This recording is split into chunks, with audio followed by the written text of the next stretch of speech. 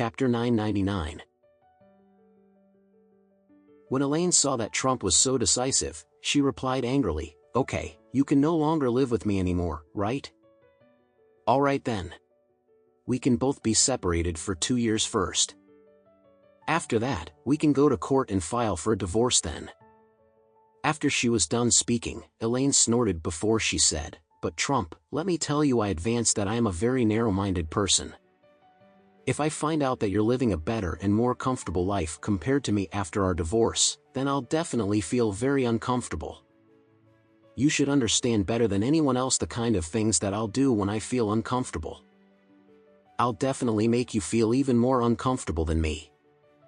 That is the only way that my heart can finally be balanced. In other words, if you dare to go out and find a vixen outside and secretly enjoy life with her in the future, then I will definitely destroy your good things. After that, I'll pester you every day and I'll also follow you around like a shadow even if I become a ghost. You will never be able to get rid of me."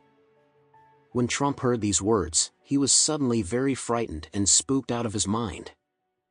According to Elaine's words, even if he endured her for another 2 more years and even if he could finally divorce her and dissolve his marriage with her, she was never going to let him go.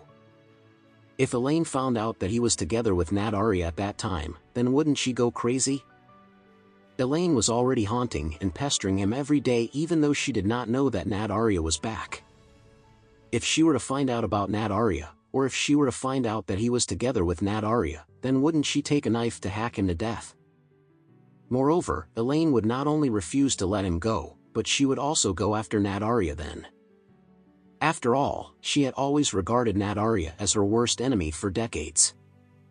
How could Nat Arya possibly be her opponent, given Elaine's personality as the #1 vixen in the entire Oris Hill? When that time arrived, Elaine would definitely try to hurt Nat Arya as soon as she was done hurting him. It would definitely be a terrible mess then.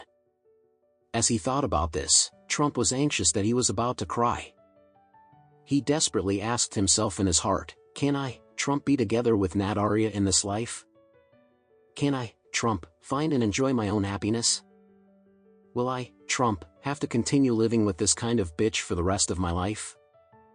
As he thought about this, Trump really felt like dying. Elaine had a victorious expression on her face as she said triumphantly, "Let me tell you, Trump.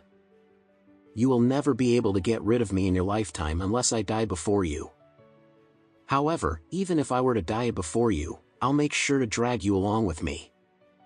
I'll make sure that you die with me. I will never leave you alone in this world." Trump trembled in anger and he could not stand it anymore. He roared with great indignation, "Elaine, you stinky bitch. You are worse than a beast. How could there possibly be such a brazen person in this world like you?" "What?" Elaine raised her brows as she said, "What's wrong with someone like me? Isn't someone like me married to you in the end? Didn't we have children together too? Do you think that I, Elaine, am someone that you can just dump whenever you want to?"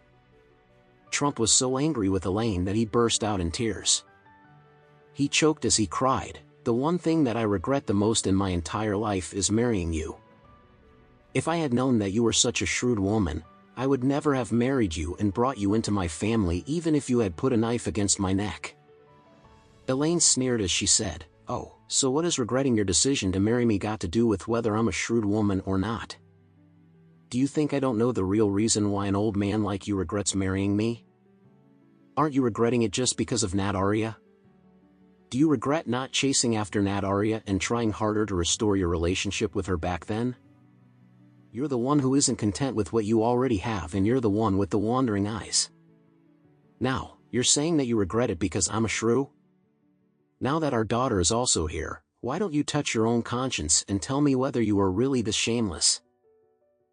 Trump felt as though he was about to suffocate. Elaine had this kind of ability. She could accurately point and find the most hurtful words to launch the most vicious attacks on her opponents under any circumstances that she was in. Trump realized at this time that he really was not this shrew's opponent at all. As he thought about how gloomy and miserable his life was, and how it seemed like he would not have any bright happy days in the future, he fell to the ground as he started crying like a child.